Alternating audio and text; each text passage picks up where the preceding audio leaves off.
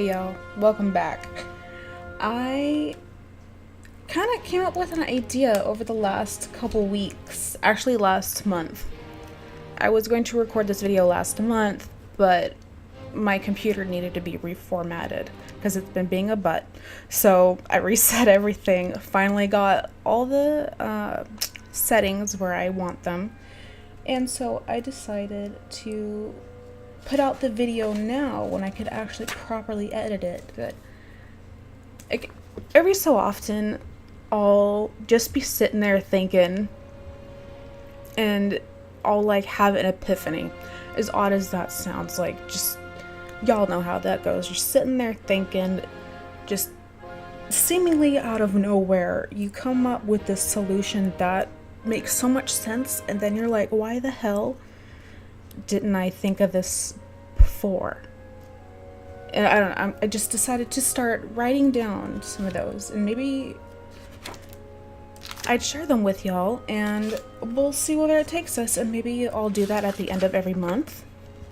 That sounds super fun. Maybe, hopefully, I'll have enough quote-unquote epiphanies to share each time.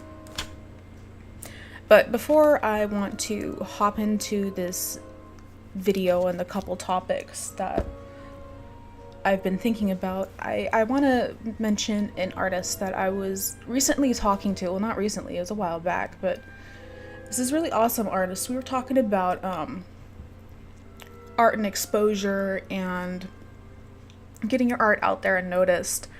And they brought up this excellent point of, like, don't worry so much about popularity and getting notes and views. It's easier said than done, but give it a shot. And as long as you touch one person with your art, it's worth it. And sometimes that person can just be yourself. And that struck me as something really profound, and this person is just amazing. I'm going to link their Twitter account down below. Please go check them out. But that really kind of hit me, because it's just like, you know what?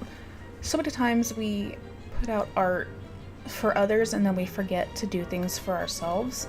Because maybe it would be a good idea to just have a sketchbook just for yourself, or doodle a little something every week just for yourself, and don't show anyone. Keep it a complete secret just for yourself, just something that you can keep to yourself. You don't have to worry about anybody liking it. No views, no retweets, no reblogs. It's just you getting something out of your soul that you needed to paint, you needed to sculpt. I don't know. I guess that can be considered part of one of the epiphanies, so I guess that's one of them. Okay. The next one has to do with a thread I saw on Twitter about quote-unquote bad art. And this really also struck a chord with me, because back in the day I used to be well, that art sucks because that's like abstract and that's bad. And now I come to realize that it really doesn't fucking matter. Just because you see art you don't like, that doesn't mean it's objectively bad. The saying, beauty is in the eye of the beholder, really needs to hold true in this situation, along with, like, some man's junk is another man's treasure. You know, it's the same with art. What, like, I might not like but this person over here, Joe Schmo, might like that particular style and they just can't get enough of it. Instead of thinking, oh, this is shit, and kind of dismissing the art, maybe try looking at it from a different perspective. That's what I've been trying to do. When I see a piece of art that I just kind of don't, for lack of a better word, understand, I sit there and I try to look at it for a while. I try to find at least one or two wonderful things about it, like, oh, maybe the color composition is absolutely stunning, or look at their lines, they're so crisp and clear, or even something as simple as, wow, the way that they put these squiggles together makes a really fucking neat shape. You know, just finding simple little things and kind of forcing yourself to break out of these negative thoughts helps a lot. I know I'm saying you a lot, but I mean in general. I don't want to say me too much because then it'll sound conceited. I don't fucking know what I'm doing. Y'all know what I mean. Anyway, on to the next one. Other thing that I've seen floating around a lot, actually, I've been seeing it for years, not just the past couple months. Style. Everybody and their mother worries about style. I used to worry about this a lot. It's this fabled thing that everybody chases after. All artists want one. All artists want something that's 100% them, their style, theirs, recognizable. It's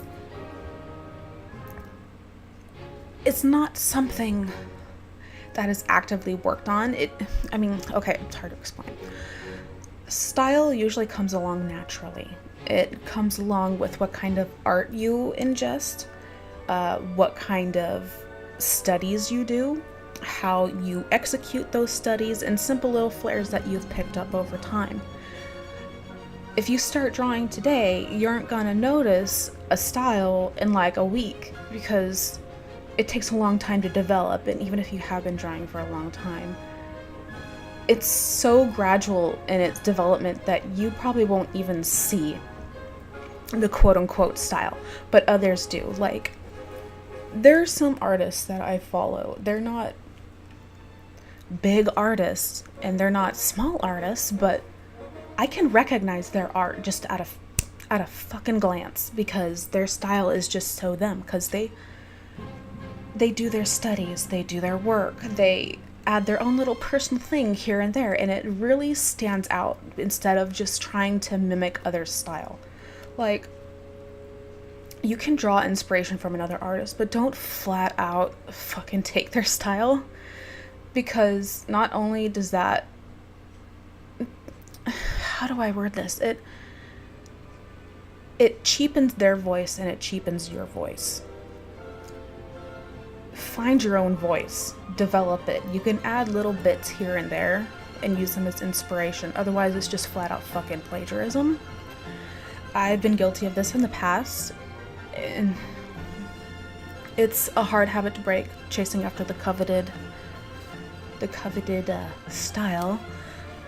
But please just be patient with yourself, just like anything else. It develops over time. Just keep working, and I guarantee you, if you've been drawing for a long time and you look back at your art from like a year ago, and like you keep looking at the pieces consecutively until your latest piece, you'll notice little things that say similar in each, and that is your style. That is what other people are seeing. So it's there, you just don't see it because you're so used to being around it and doing it.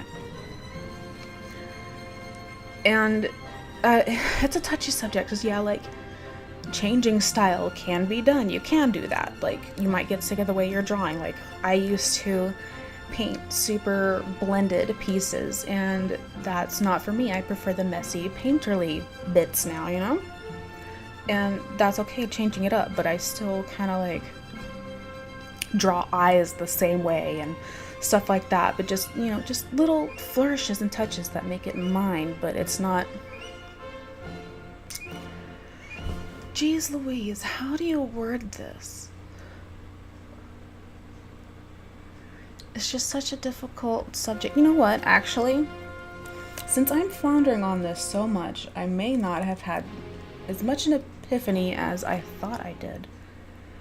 I am going to make a note and really think on this a lot more, and maybe make a video about it in the future and kind of ask around and get everyone else's, some other people's opinions, some other artists, see